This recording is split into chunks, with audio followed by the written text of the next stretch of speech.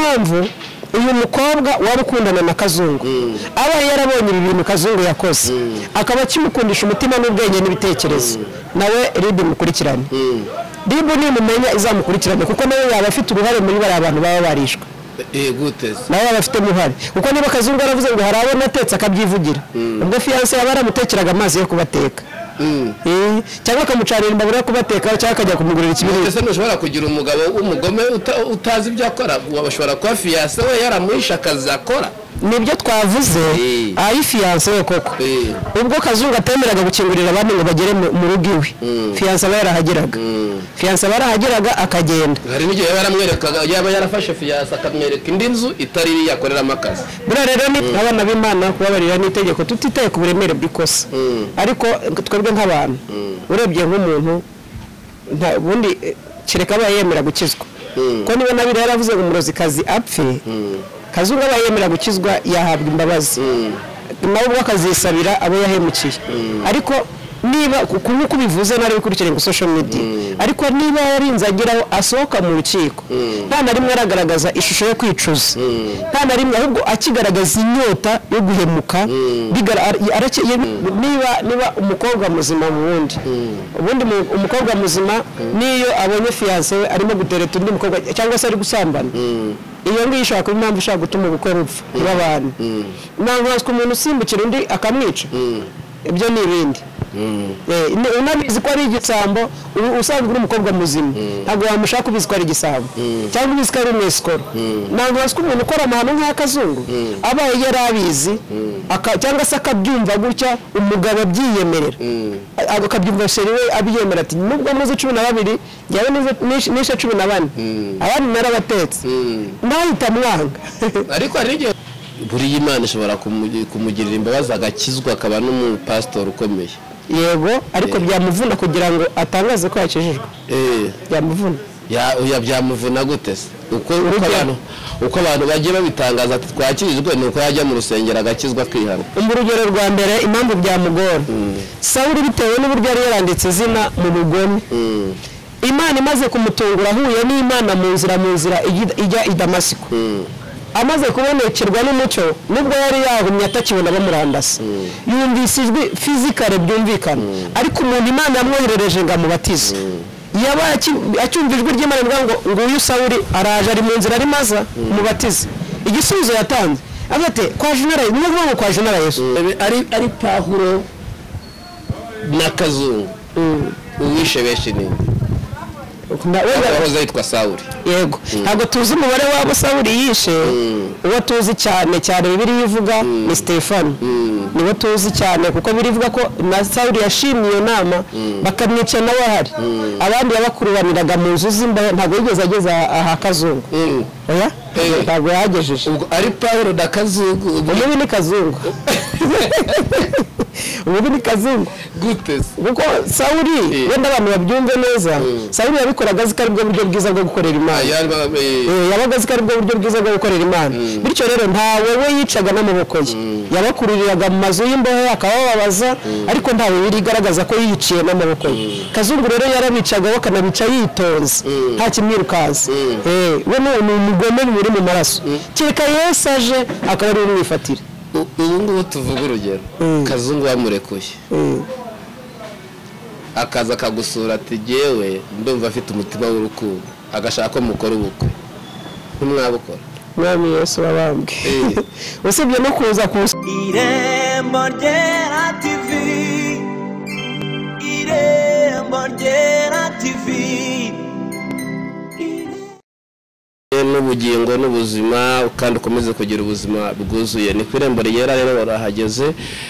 tukwifurije rero ibihe byiza turi kumwe n'umukozi w'Imana bita Esther ni umukozi w'Imana ni umuhanga ni umukobwa Imana yahamagaye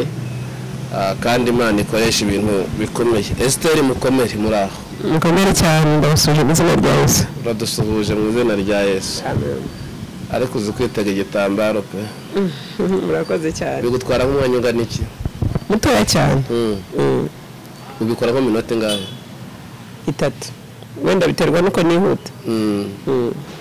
ubwo 3 ni igihe wihuta biterwa nuko nihuta iyo nihuta nta 3 igeramo ndabona ari ibintu bikaze bikomeye cyane ariko ni byiza. murakoze cyane. kubera icyo wahisemo kwambara igitambaro? Mu busanzwe ndabikunda si uko ntagira umusatsi wenda atazajya ugira ngo ngira uruhara, umusatsi ndawugira ngira na mwinshi, ariko burya iteka iyo nazi igitambaro nibwo numva nambaye, ndagikunda. Yego. kubera icyo bari bwo bumva wambaye? nabitojwe kuva mu bwana,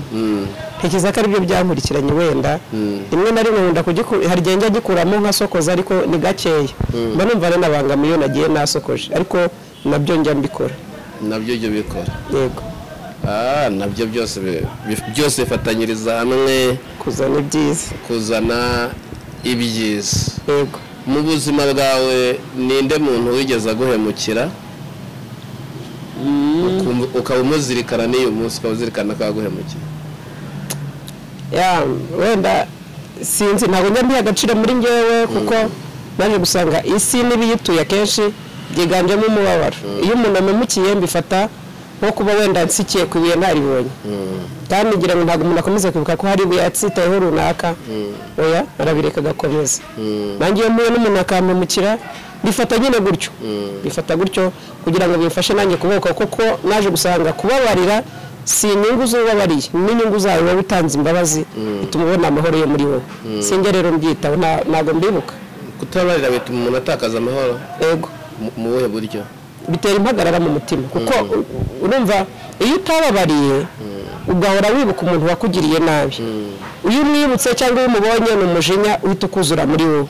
umujinya rero ni igihano umuntu yiha, kandi uwo yarakariye aguwe neza afite amahoro. Yego. none wowe nta muntu ugirana nawe ikibazo wowe ubabarira batari banazi kwaka? Yego. ubu hano turi kuvugira ni ku isi yose harabonekaho umuntu avuga atari ko ko uheruka kunyuraho none nasuhuze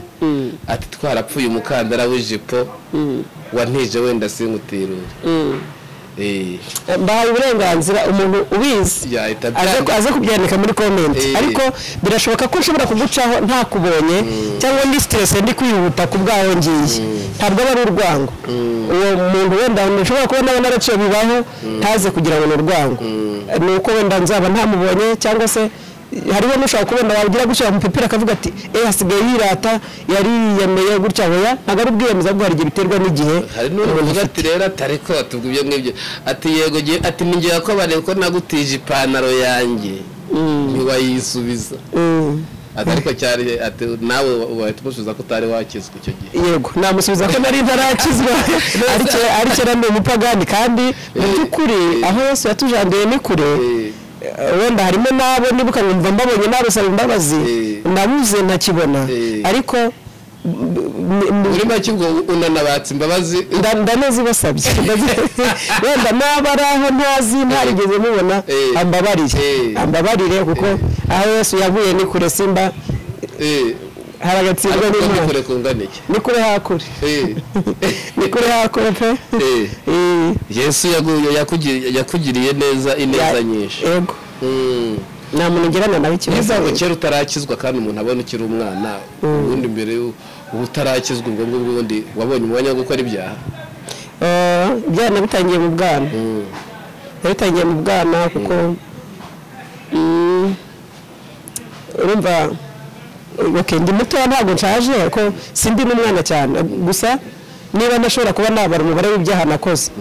nuko nabitangiye mu bwana. None se wigeze uroga? Oya. None se wigeze wiba? Yego. Kwiba naribye. Ariko ibintu bijyanye no kwambura abantu ubuzima cyangwa konona ubuzima bw'abandi byo ntabyo nakoze. Cyangwa ndashaka kubona arangije ubuzima bw'umuntu runaka nkabwangiza by'urugomo bitewe n'uwo nari wico gihe, ariko nta muntu ugeze nambura ubuzima. Nukamutera nk'ibuye? Ibuye se cyangwa kubarashisha amatopita na za biye za barudumu, ukubita abakobwa, ibintu nk'ibyo. Wakubise abakobwa bagenzi bawe? Yego. Ubu hari umuntu ufite inkovu yatumye adashaka kubera ko wamukubise ibuye? Nanone ntibyageragaho. Nanone ntibyageragaho kuko mu buzima muri karakteri zanjye sinkunda umuntu uhohoterwa. Ikindi sinkunda ntabwo nkunda igisebo ni igisebo mu buzima byatumaga rero nabo nahemukiye abenshi ntibabizi abenshi ntibabimenye kuko iyo umuntu yambagamiraga ntarakizwa nkabona sinamushobora kuba nahangana nawe live nagendaga nkabanga itopita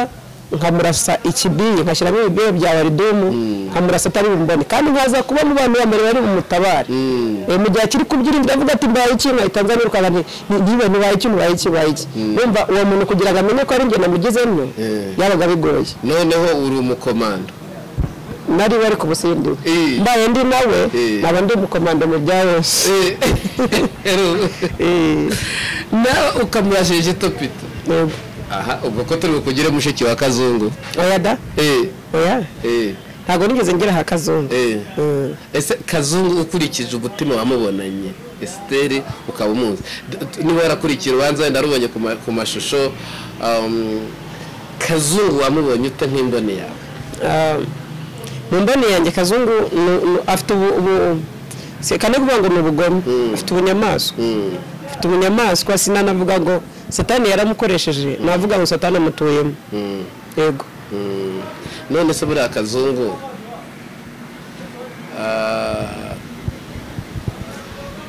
ntabwo yahabwa imbabazi nk'abana b'Imana kubabarira n'itegeko tutitaye ku buremere bw'ikosa ariko twebwe nk'abantu urebye nk'umuntu ubundi kereka aba yemera gukizwa ko niba nabiri yaravuze ngo umurozikazi apfe Kazungu aba yemera gukizwa yahabwa imbabazi nawe ubwo akazisabira abo yahemukiye ariko niba kuko bivuze nari bikurikiranye ku social media ariko niba yarinze ageraho asohoka mu rukiko nta na rimwe aragaragaza ishusho yo kwicuza nta na rimwe ahubwo akigaragaza inyota yo guhemuka n'ubundi yarakigaragara nk'umuntu ugifite inyota yo kwica n'abandi ku buryo aramutse habagaho njye gasubira mu buzima busanzwe n'ubundi yahera aho yasoreje yasa n'umuntu uhereye aho yasubikiye ahubwo njyewe icyo nasaba ku ruhande rwanjye nasaba ko ahubwo amategeko aba amukomeje bamukanira bimukwiye kugira ngo basigasire nk'umupasiteri Kazungu numva ari icyo wamusabira nicyo namusabira kuko biriya avuga ngo uhana umwana bamukunda ubwo ni ukumukunda uhana umwana bamukunda atari kumukunda twasaba ko bamwica nawe bamusangisha abo yishe ariko kuko nawe ni umuntu wenda ejo azakizwa wenda azaba umuntu w'Imana ntawamenya ko na Sawuli yarakijijwe muririmbyi yaravuze ngo have kwizera guke na wa wundi yakizwa niko muririmbyi yavuze bityo rero Kazungu ko tutazi ejo he ntabwo tuzi uwazaba ejo niyo mpamvu nasaba inzego z'ubutabera kumugumana yewe nibabone yanangiza n'abafunganye nabo bamushyira ha wenyine bamugaburire bamwiteho ajya arya ariko ntasuye mu bantu bajye bamuganiriza bamushakira abakansara kubirebera n'iby'ubuzima byo mu mutwe bamuganirize wenda runaka igihe tutazi ajya basanga azakizwa reka turebe ari Pahuro na Kazungu uwishe benshi nini wahoze yitwa Sawuli yego ntabwo tuzi umubare wabo Sawuli yishe uwo tuzi cyane Bibiliya ivuga ni Stefano nibo tuzi cyane kuko birivuga ko na Sawuli yashimye iyo nama bakamwica nawe ahari abandi yabakurubaniraga mu nzu z'imbaho ntabwo yigeze ageza aha Kazungu oya ntabwo yagejeje ubwo ari Pahuro na Kazungu umubi ni Kazungu ubu ni Kazungu gute kuko Sawuli wenda abantu babyumve neza Sawuli yabikoraga zikari bwo buryo bwiza bwo gukorera Imana yabaga zikari bwo buryo bwiza bwo gukorera Imana bityo rero ntawe we yicaga n'amaboko ye yabakuririraga mu mazu y'imbohe akabababaza ariko ntawe birigaragaza ko yiciye n'amaboko ye Kazungu rero yarabicaga bakanabica yitonze nta kimwirukaza we ni umugome muri mu maraso kereka Yesu aje akaba ari umwifatira ubu ngubu tuvuga urugero Kazungu wamurekuye akaza akagusura ati jyewe ndumva afite umutima w'urukundo agashaka ko mukora ubukwe ntimwabukora Mwami Yesu wabambwe usibye no kuza kumusura mu rugo iwanjye nta nubwo nakomera guhura nawe ahantu hatari public ariko nuko bwamenye yuko impamvu nuko burya utagira ubwoba batanagira bashaka kuvuga ko buri Kazungu nta fiance afite ubu ntekereza ko fiance yamubenze niba fiance ataramubenze nawe barafatanya Kazungu ashobora kuba afite fiyanse kuko oya burya n'umurozi agira uwakunda agira uwakunda ataroga pe nibyo agira uwagira gutya nibyo ariko kuvuga ko Kazungu adafite fiyanse nibyo ariko ndi bugusubize nk'umuntu wigeze mu buzima bw'umarine nigeze mu buzima bw'umarine ndagusubiza nk'umuntu wigeze muri ubwo buzima burya iyo umuntu ari igisambo cya gisambo cyambura kikanahemuka aba afite undi muntu yubaha akunda basangira adashobora gukorera bene ibyo ariko nawe iyo basangiye ibiyobyabwenge gatomboka burya nawe aramuhemukira niyo mpamvu uyu mukobwa wari ukundana na Kazungu aba yarabonye ibi bintu Kazungu yakoze akaba akimukundisha umutima n'ubwenge n'ibitekerezo nawe Ribu mukurikirane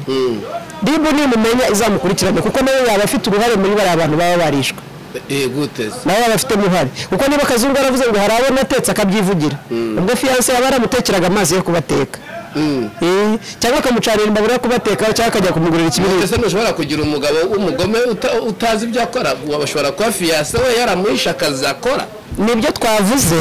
ayi fiyanse we koko ubwo Kazungu atemeraga gukingurira abandi ngo bagere mu rugo iwe fiyanse aba yarahageraga fiyanse aba yarahageraga akagenda hari n'igihe yaramwerekaga yaba yarafashe fiyanse akamwereka indi nzu itari yakoreramo akazi buriya rero niyo mpamvu akenshi iyo inzego z'ubutabera zigiye gukurikirana umuntu iyo bamubuze bakurikiza telefone abantu akunda kuvugana nabo cyane kuko abo bantu hari igihe ushobora kuba utazi amakuru yose ariko ukaba ufiteho nose yo mu gake sibyo niyo mpamvu babakurikirana nubwo yaba atarabizi ko yakoze amahano bene nkariya yaba yarafiteho gake yari gutangaho amakuru bagafatira hafi we namaze kwica nka 3 cyangwa 5 ubwo ari ndagera ku bantu 14 aba afite fiyanse yaba ari umufatanyabikorwa wa Kazungu fiyanse ariko yaba ari kurenga none se niba yaramuteretaga akabwira ati rero tuzanabana ariko bagahurira ahantu bakanywa fanta kuko nyine nta muntu buri wakunda buriya Kazungu afite fiyanse yego urumva umufiyanse wasanga nanamugemurira akanarira akanavuga ko wari wabona umubyeyi bafashe umwana we yibye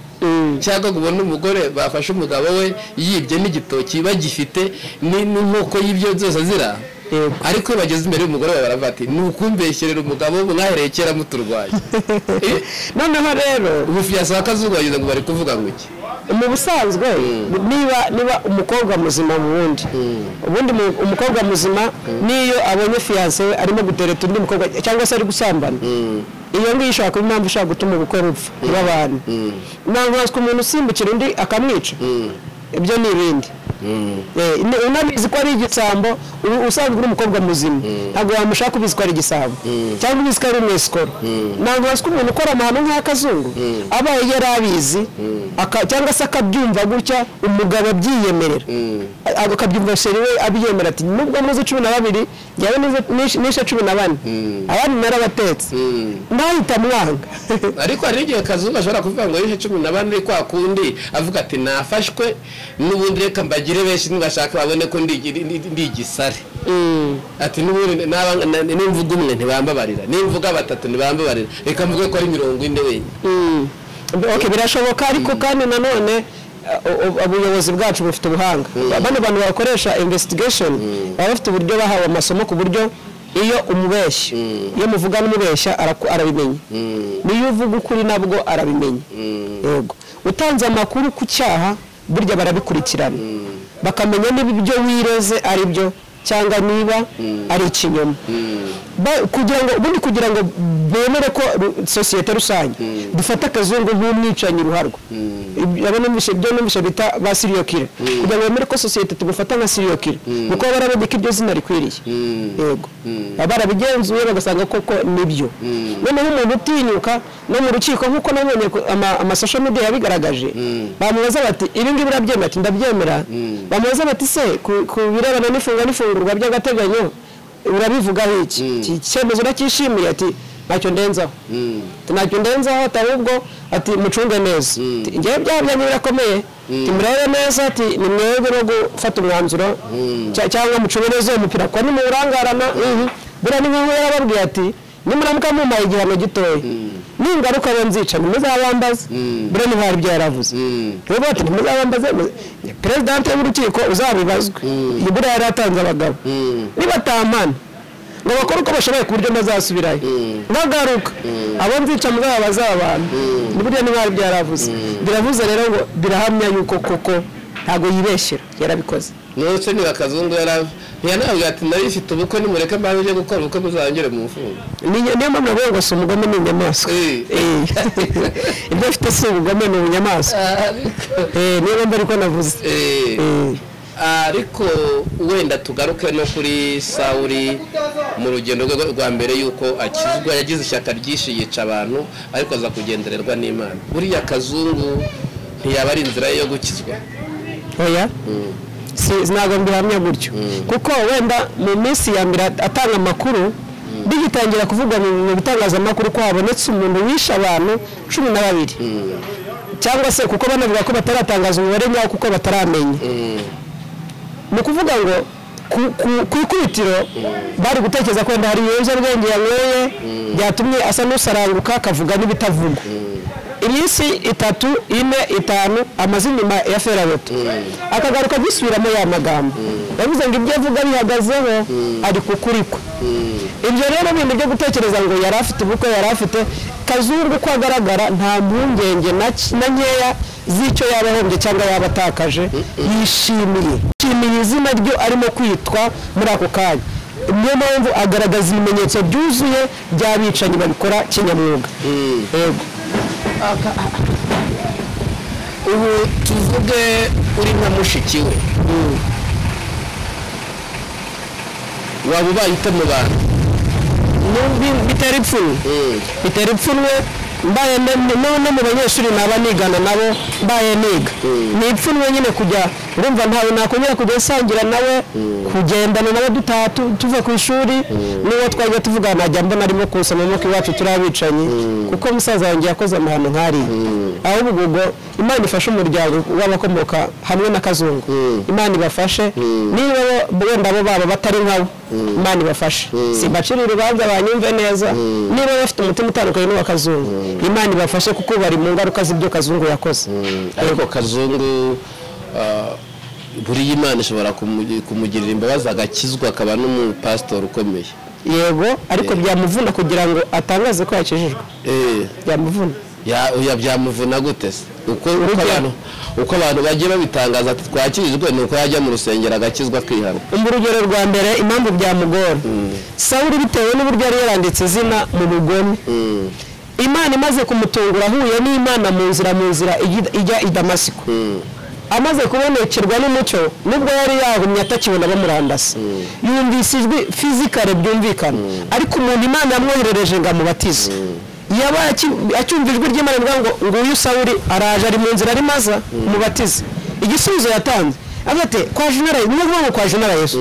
umuntu wishe bene wacu wahohoteye abandi nanjye niwe maye ngo mubatize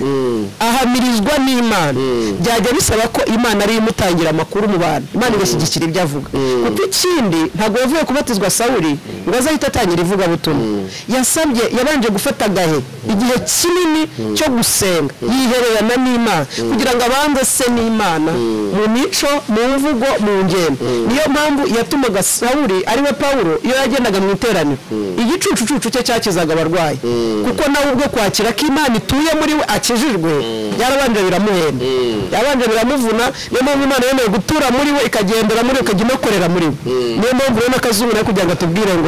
atubwire ngo yarakijijwe byasabye muri se oya ariko ashobora gukizwa si igitangaza yuko yakizwa ahubwo gukizwa ntibikuraho ingaruka z'igihano wahuye nacyo exactly ukurikije amategeko kuko mu mategeko ntabwo wabwira ngo wakijijwe kuko umuntu akizwa mu mutima ariko ntabwo wabwira leta ngo wakijijwe ngo ndumbabarira ariko dufite leta nziza uzi ko yatse imbabazi yababarirwa ndaguha urugero nk'umuntu wabaye 19 itayimukira amageragere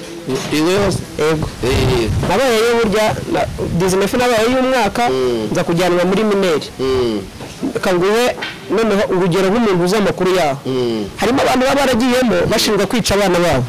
bashinzwe ibyaha bikomeye bitandukanye yageramo aba yarasanze n'abandi bantu bafungiyemo banasenga nawe agakizwa akajya abaha n'ubuhamya ariko ntabwo bisobanuye ko no kwa diregiteri wa gereza ashaka kugira ngo ababwire ngo nakijwe n'umundekure oya aguma ari umugororwa aguma ari umugororwa mpaka igihano yahawe kirangiye nibwo abona gusohoka na Kazungu rero nawe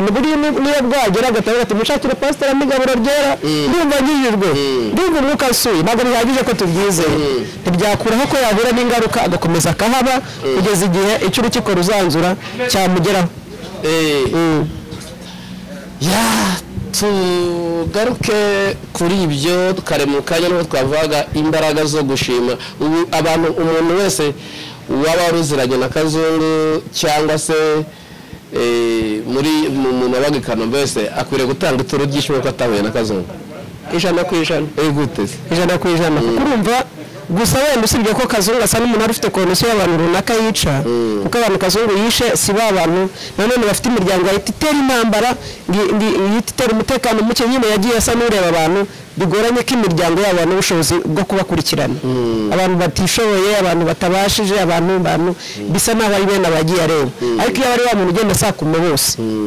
ubu uretse ko n'ubundi bitakura kabiriya i Kanombe mu Busanza bose bashima Imana bavuga bati uhimbazwe ko avuye ahangaha amahoro mwana wanjye adapfuye umugabo wanjye atamwishe n'umudamu wanjye atamwishe cyane ko twumvise ko n'umudamu w'abana babiri yishe uwo umurukiko basomye bavuze ko yitwaga Françoise bavuze ko ari umudamu ufite abana babiri burero yumva abiriya mu Busanza bakuriye gushimira Imana n'imitima yabo yose bavuga ati himbazwe ko Kazungu avuye aha nta cyane yononye nta mwana wanjye yononye bakaba bajyanye icyago cyabo bakaba bakijyanye iriye bakuriye gushima ubwo bashima Imana batanga ituro ry'ishimwe yego nk'abakozi b'Imana mu mboni ya gikristo wabibona ute waremesha aba bantu bahuye n'ibi byago bagahura n'izi mpamvu zimeze gutyo guti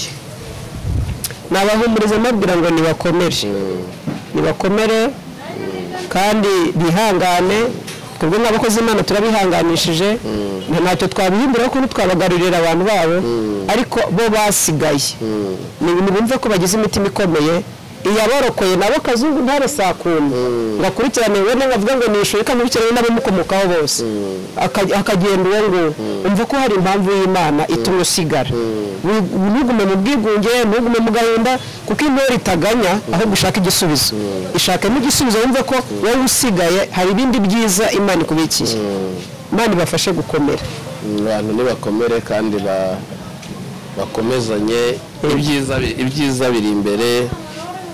kandi ibintu bizagenda neza dushimire inzego z'umutekano dushimire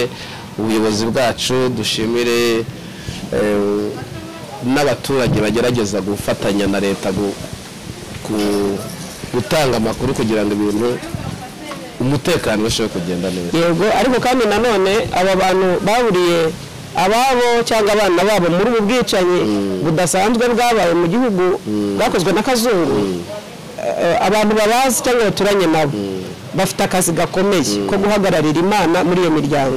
bayibe hafi babahumurize kuko uyu muntu kongera kwizera nanone undi munyarwanda mugenzi we yakorewe ayo mabara n'umunyarwanda mugenzi we na kandi kazi katoroshye leta ibonye ariko abo baturage baturanye nabo nibababere abantu bababere ku bumuntu ukijijwe abereka indangagaciro za gikristo aberera imbuto bababanire neza bababe hafi bizatuma bakomera vuba gusa abadukurikiye bandi bari mu mahanga ntibatekereze ko twebwe hari umutekano muke dufite umutekano usesuye icyaba cyakozwe nyine cyakozwe na Kazungu nkawe ubu twebwe dufite umutekano dufite amahoro asesuye ibintu bimeze neza abaturage barahinga bakarya bakanywa nta kibazo nyine ikiba cyabaye nicyo cya Kazungu nyine Kazungu we ku giti cye kandi nawe turimo dusabira agakiza k'Imana nta nubwo twanamwifuriza Kazungu gupfa ahubwo twamwifuriza kubona ineza y'Imana agakizwa akakira Yesu nk'umwami n'umukiza we nubwo amategeko ya leta yamuhana ariko mu bwami bw'Imana akazabonana n'Imana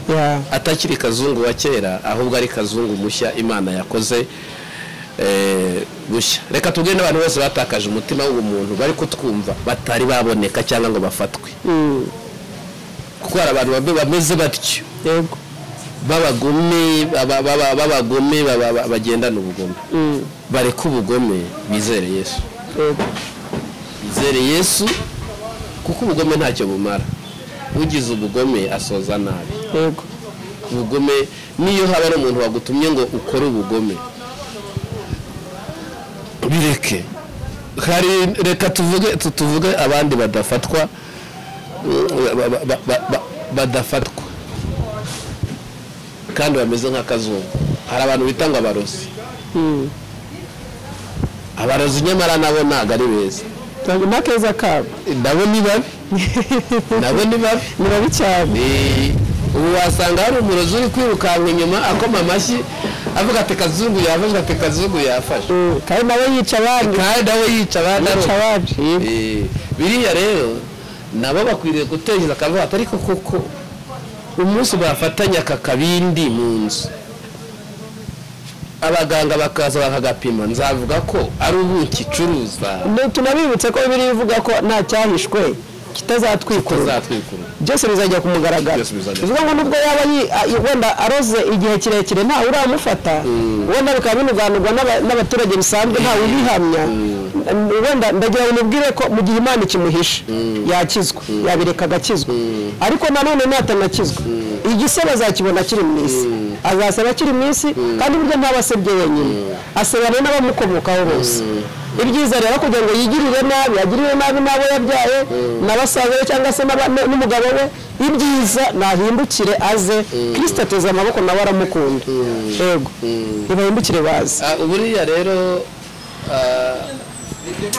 agakiza kararyoha ni umunyenga ariko ikibazo gukirizwa muri gereza ni ikibazo urazi gukizwa kandi ukatiye burundu ni ikibazo kandi leta ntiyashingira ko wihanye ngo waguze Bibiliya nyinshi kubabarira ntabwo bibaho ubwo ndivuga ati naguze igitabo cy'indirimbo ngura n'igitabo cy'umugenzi ngura n'igitabo cya Bibiliya ngura n'igisobanura Bibiliya none nimurebe nakeje iyo ukatiye burundu nabo wagira ibyo tubivuze kugira ngo abantu birinde ibyaha ahubwo bakizwe mbere yuko bahura n'ibyo byaha mbere ko bahura n'ingaruka z'ibyaha byabo ariko kandi nanone uyu muntu wagize amahirwe aho ari muri gereza agakizwa akaba yaramenye Imana pe atari kugira ngo wenda agaragaze ishusho yuko yakijijwe yoroherezwa igihano haracyariho ibyiringiro nawe bari Imana yamusanga kubera iki nta kinanira Imana mu gihe cyashyizwe hari igihe muri iyo burundu ushobora kuba amaze kumaramo 15 cyangwa 20 Imana ihora imusezeranyiriza muri gereza ko izamucyura agasubira mu buzima busanzwe nta kimana ivugira kubeshya ukajya kubona ukabona imbabazi za perezida zimugeze nawe aratashye ibyiringiro atari afite byo gusubira mu muryango we nawe akongera akabibona abikomoye kuki kugusenga no kwerera imbuto abo bantu babana muri ubwo buzima bwa gereza birashoboka ko Imana yamukingurira agatanga oya Imana birashoboka nta washyiraho akadomo y'umuntu agihumeka haba hariho uburyo bwinshi bw'uko Imana yamugenderera simvuze ko nabo batakizwa ariko nari bambwira abantu bakiba hanze batarajya muri icyo gihome ibyiza nuko wakwirinda none nuko yakwirinda umuntu ugakizwa ufite n'uburyo bwo gukorera Imana bwo gutembera no kuryoherwa nako gakiza kurenza uko ushobora gukizwa ariko uyu muri gereza ni nkuko no mu busanzwe buryo umuntu upfuye agapfa ari umupagani direktoma imodoka wenda ikamukubita agahita apfa nta mwanya wo kwihanabonye nta mahirwe afite kuzakosora imirimo ye mibi ngo wenda azatsindira ubugingo azazukira gukorwa n'isoni noneho n'umuntu wafunzwe agahabwa 30 jours nta mahirwe afite yo guhindura imico ye n'ibikorwa bye bibi ngo azabwire urukiko ngo burya rwose 30 nabitekereje sinzongera ubundi ntihandi bazamuhana ibyiza rero ni gukora ibyiza ugifite uburyo niko bundi bibiri yivuga gukora ibyiza uburyo bugihari niba wenda uzi ngo wahohoteye utwana twinshi tw'udukobwa gezaho uburyo uracyaba ufite nta muntu urabimenya hindukira ugaruke utaraba nka wa muhungu bahora bapfundapfundikanye bavuga ngo bamuvugire atahe ngo gutya bakitiranya ibyo ashinjwa n'ibindi ibyiza ngwino kizwa tutarabimenya ngo tugushireho comment kuri social media ngwino rwose Yesu agutegeye ibiganza ariko kandi niba uninangiye amategeko yacu ari maso nzego z'ubutabera zizagufata iri mu kazi kose kandi tuyishimire mu kazi kenshi inanihanganira aka kazi abaturage bayitera